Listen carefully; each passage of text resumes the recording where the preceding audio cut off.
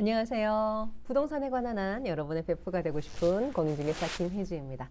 네, 오늘은 상가 임대차 이게 궁금해요 라는 제목으로 이제 여러분들이 궁금하신 몇 가지 한번 정리를 해드리려고 합니다. 이번에 서울시 임대차조정위원회에서 상가 임대차 상담 사례집을 발표를 했어요. 그러니까 거기 나와 있는 사례들이 여러분이 궁금하신 바로 그런 사례들일 것이고 제일 정확한 답이 거기 나와 있을 거기 때문에 그걸 좀 정리를 해서 궁금하신 분들께 안내를 해드리려고 합니다. 같이 한번 보실까요? 대항력이 있다면 경매 매수인에게도 보증금 청구할 수 있나요? 이 대항력이라는 것은 이제 건물의 인도와 사업자 등록이죠. 그게 먼저 되어 있으면 내 대항력이 말소 기준 권리보다 선순위라면 더 먼저 되어 있다면 그 낙찰자에게도 대항할 수가 있습니다. 그래서 나는 그냥 임대차 만료일까지 영업할 수 있고 또 임대차가 만료되면 그 새 임대인 낙찰자에게 보증금을 요구해서 받아서 나갈 수가 있습니다. 그러니까 이 대항력을 말소 기준 권리보다 먼저 갖는 게 제일 중요해요. 그러니까 항상 바로 들어가시면 사업자 등록을 바로 하셔야 됩니다. 전차인도 상위법 보호를 받나요? 네, 전차인도 상위법 보호를 받을 수가 있습니다. 전차인이라면 임차 받은 사람에게 다시 임차한 그런 경우죠. 전차인도 뭐 10년간 계약갱신 요구 이런 여러 가지 상위법 보호를 받을 수가 있는데 권리금 회수기에는 보호받을 수가 없습니다. 사업자 등록을 안 한 임차인도 갱신 요구 가능한가요?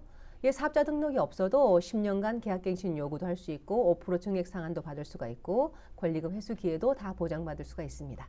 다만 사업자 등록이 없으면 대항력과 우선 변제권이 없는 것이죠.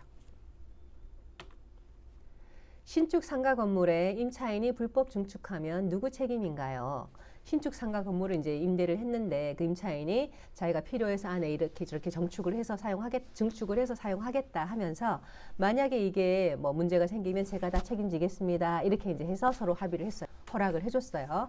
그러다가 이제 걸린 거죠. 위반 건축물이다 걸려가지고 만약에 철거해라, 과태료 이렇게 나왔다면 이게 누구 책임인가요? 하면 임차인이 문제가 발생하면 법적 책임은 본인이 지겠다고 합의를 했기 때문에 이 철거하는 비용, 과태료 등은 임차인이 부담을 해야 되고요. 그런데 임대인이 동의를 해줬으니까 이를 이유로 계약을 중도 해지하거나 갱신 요구를 거절할 수는 없습니다.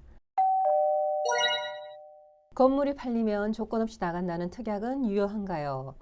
정답을 말씀드리자면 이 특약은 효력이 없습니다. 그러니까 이 상가를 얻기 위해서 처음에 이제 임대인이 이런 조건을 내거니까 그냥 임차인은 알겠다 하고 아마 특약에다 그렇게 같이 써주고 계약을 했겠죠. 계약을 했지만 이 상가임대차보호법이나 주택임대차보호법은 임차인을, 그러니까 약자인 임차인을 보호하기 위해서 만든 특별법이거든요. 그래서 이 규정이 없는 사항을 이제 둘이서 서로 합의를 해서 이제 특약에 썼어요. 썼다고 하더라도 그 내용이 임차인에게 불리한 것이면 효력이 없습니다. 임차인이 효력 없어요라고 주장하면 효력이 없어지는 겁니다. 그러니까 임대인분들 계약하실 때 굳이 이렇게 임차인에게 불리한 약정을 특약에 넣으려고 노력하실 필요가 없어요. 나중에 임차인이 그렇게 안 하겠다라고 하면 아무 소용없는 겁니다. 하여튼 이런 경우에 임차인은 건물이 팔리면 조건 없이 나가겠다고 특약을 썼다고 하더라도 안 나가고 계속 계약갱신 요구권을 행사할 수 있습니다. 월세 합의가 안 되어 재계약서를 못 썼어요. 그런 경우에도 계약은 갱신되나요? 그러니까 임대인은 얼마를 올려달라고 하고 임차인은 아니 그렇게는 못 올려주겠다, 장사가 안 돼서 이렇게 서로 합의를 못 봤단 말이죠. 합의를 못 봤지만 나는 그래도 계약갱신 하겠다라고 통보를 한 거죠, 임대인한테. 그런 경우에는 그러면 우리가 합의를 못 봤으니까 임대인은 나보고 나가라고 하는데 나가야 되나요? 계약은 갱신된 건가요? 라고 물어본다면 정답은 갱신된 것입니다. 그러니까 월세 인상에 대한 미합의, 이것은 임대인이 계약갱신을 거절할 수 있는 정당한 사유가 아니에요. 임대인이 계약갱신을 거절할 수 있는 사유가 그 상임법에 쭉 종류별로 나오거든요. 그 안에 해당되지 않으면 임대인은 계약갱신을 거절할 수가 없습니다. 월세 인상에 대한 미합의는 그 내용이 아니거든요. 그래서 월세 미합의로 계약서를 서로 작성하지 못했다고 하더라도 임차인은 계약이 갱신되었다고 주장할 수 있고 이미 통보했고 임대인은 그 통보를 받았으니까 주장할 수 있고요. 갱신되는 임대차는 기존 임대차와 동일한 조건입니다. 동일한 조건으로 그대로 갱신된 겁니다.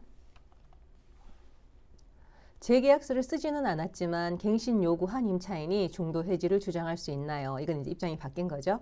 재계약서를 서로 쓰지는 않았지만 갱신 요구하겠다고 하고 임대인은 그건 받아들이겠다고 답을 했어요. 그러는데 이제 임차인이 중간에 중도 해지를 하고 싶어서 나 계약서를 안 썼으니까 묵시적 갱신이나 마찬가지 아니냐. 나 중도 해지권 주장하겠다. 3개월 뒤에 돈을 내달라. 이렇게 이제 요구를 했다는 거죠.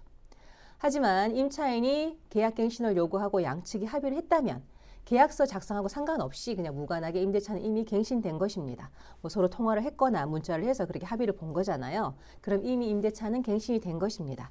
그러니까 이때 갱신된 임대차는 전 임대차와 동일한 조건으로 다시 계약이 된 것이기 때문에 임차인에게는 중도 해지권이 없습니다. 묵시적 갱신이 아니잖아요.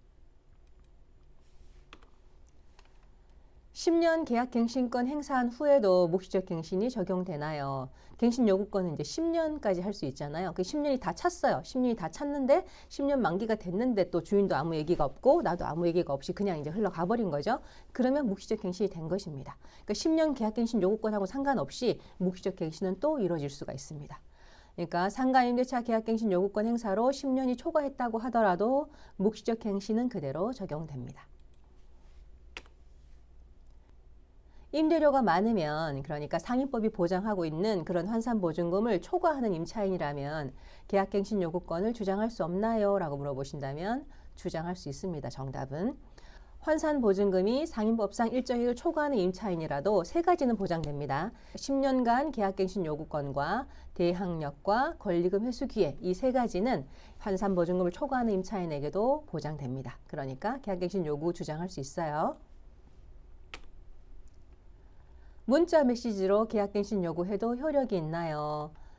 요즘은 문자를 많이 하시잖아요. 카톡이나 문자를 많이 하시는데 내가 계약갱신 요구를 했고 임대인에게 그게 도달했다는 게 확인만 되면 문자이든 내용 증명이든 전화 녹취이든 아무 상관이 없거든요. 그런데 내용 증명은 이제 발급한 표시가 나고 전화 녹취도 이제 서로 통한 내역이 있는데 문자를 그냥 대강 보내기만 하고 임대인은 봤을 텐데 만약에 답을 못 받았다. 그걸 따로 캡처해 놓지 않았다. 그러면 나중에 임대인이 자기도 뭐 잊어버렸든지 아니면 고의로라든지 나 갱신 요구 받은 적 없다. 언제 했냐. 이렇게 이제 주장할 수가 있단 말이죠. 그러면 갱신 요구했다는 것을 임차인에 내가 입증을 해야 되는데 문자를 특별히 남겨놓지 않았다면 그러면 이제 그게 이제 입증할 증거가 부족하게 되는 거죠. 그러니까 문자로 계약갱신 요구하는 것도 아무 상관이 없지만 문자로 계약갱신 요구한 다음에 임대인이 봤다고 답변 문자를 해주면 그 같이 나오게 이렇게 캡처를 해서 보관해 두는 것이 좋습니다. 하여튼 간에 어떤 방식이든 계약갱신 요구는 모두 효력이 있지만 상대방이 그걸 부정할 때 내가 그걸 입증할 수 있도록 증거 자료를 모아두는 것이 중요합니다. 네, 오늘 이렇게 상가 임대차 이모저모에 대해서 궁금한 거 알아봤습니다. 오늘 내용이 도움이 되셨다면 구독과 좋아요 부탁드리고요. 저는 다음에 또 다른 좋은 영상으로 찾아뵙겠습니다. 지금까지 여러분의 부동산 베프 공인중개사 김혜주였습니다. 감사합니다.